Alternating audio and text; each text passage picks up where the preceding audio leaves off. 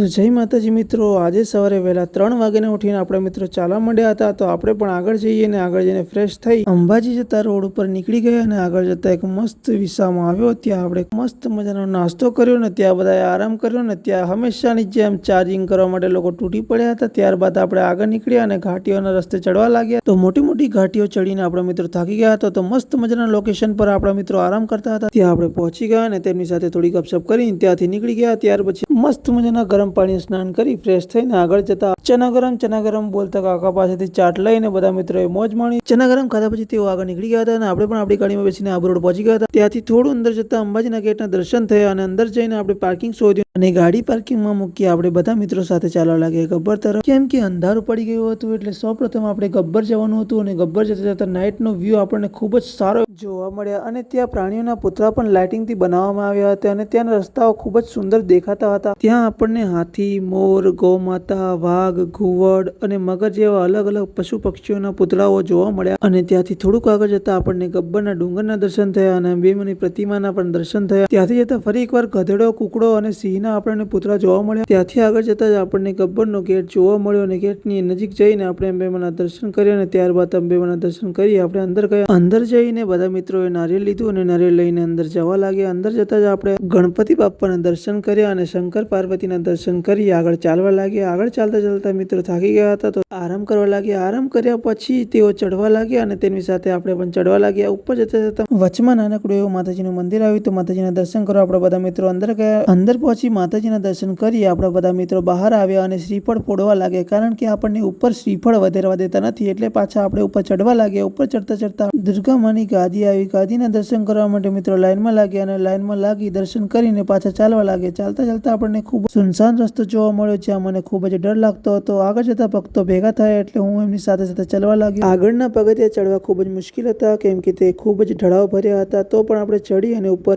થોડી વાર આરામ કરી બધા મિત્રોએ પાણી પીધું અને ફાઇનલી ગબ્બર પર પહોંચી ગયા. ગબ્બર પર પહોંચી માતાજીના દર્શન કરી બધા મિત્રો થાકી ગયા હતા એટલે માતાજીના ચોકમાં થોડી વાર આરામ કરી. આરામ કર્યા પછી આપણે મહારાજ પાસેથી રક્ષા કવચ બંધાવી આપણે નીચે ઉતરવા માટે નીકળી ગયા. તો જેટલી તકલીફ આપણને ચડવામાં નથી થઈ એટલી તકલીફ આપણને ઉતરવામાં થઈ. નીચે ઉતરતા મારા પગ ફફડવા લાગ્યા અને બાપુ ગબ્બરનો નાઇટનો વ્યૂ જોઈને તો મજા જ આવી ગઈ. પછી આપણે આગળ ગયા તો આગળ નીચે ગેટની અંદર ઉતરતા જ આપણને રોબોટ પ્રણામ કરવા લાગ્યો. હવે મને નહીં, એ તો માતાજીના ડુંગરને પ્રણામ કરતો હતો અને ત્યાંથી છગડામાં બેસી ગેટની બહાર આવ્યા. ગેટની બહાર આવીને જોયું કે ગબ્બર ત્યાંથી ખૂબ જ સુંદર દેખાતું હતું અને અંબાજીથી ગબ્બર સુધીના રસ્તે લાઇટ ખૂબ જ સરસ ઝગમગી રહી હતી. ત્યાર પછી આપણે અંબાજી પહોંચી ગયા. અંબાજી પહોંચીને છગડાવાળા ભાઈને બધાએ ભાડું આપ્યું. ભાડું આપ્યું પછી આપણે નીચે ઉતરીને અંબાજીના ગેટના દર્શન કર્યા. તે ગેટ ખૂબ જ સુંદર દેખાતો હતો. પછી અમે અંદર એન્ટ્રીમાં જવા લાગ્યા. એન્ટ્રીમાં જતા અમને ખબર પડી કે મંદિર અંદર બંધ હતું. ત્યાં અમે ત્યાં જ બેસી ગયા. બેસીને આરામ કર્યો અને પછી સરસ મજાનો ખાટલાવાળો વિસામાં આપણે મળી ગયો અને ત્યાં આપણે આરામ કર્યો અને સૂઈ ગયા. સવારે વહેલા ઉઠીને આપણે લાઈનમાં લાગવાનું હતું એટલે મંદિરની લાઈનમાં નાહી ધોઈને લાગી ગયા. થોડી વાર એન્ટ્રીમાં ચાલ્યા પછી આપણે માતાજીના મેઇન ગેટ સુધી પહોંચી ગયા હતા અને અંદર તો ભક્તોની ભીડ જામી હતી. ભીડમાંથી જેમ તેમ કરી નીકળી અને આપણે મંદિર સુધી પહોંચી ગયા. મંદિરનું ડેકોરેશન ખૂબ જ સુંદર કરવામાં આવ્યું હતું. મંદિરની અંદર લાઈન ટુ લાઈન જવા દેતા હતા એટલે માતાજીના દર્શન આપણને ખૂબ જ શાંતિથી અને સારી રીતે કરવા મળ્યા. ત્યારબાદ આપણે મંદિરની બહાર આવ્યા. બહાર આવીને મહાપ્રસાદી લીધી. મહાપ્રસાદી લીધા પછી બધા મિત્રો બહાર હતા એટલે બહાર બધા મિત્રોએ ફોટો પાડીને બહાર આવી ગયા. બહાર આવીને જોયું તો ભક્તો વિશાળકાય ધજા લઈને અંદર આવતા હતા. તો ધજાના દર્શન કરી અને આપણે બજારમાં ફરવા લાગ્યા. પછી અમે પાર્કિંગમાં જઈને ગાડીમાં બેસી ઘરે આવવા માટે નીકળી ગયા. તો અંબાજીથી ઘરે પહોંચતા લગભગ અંધારું પડી જવાનું છે.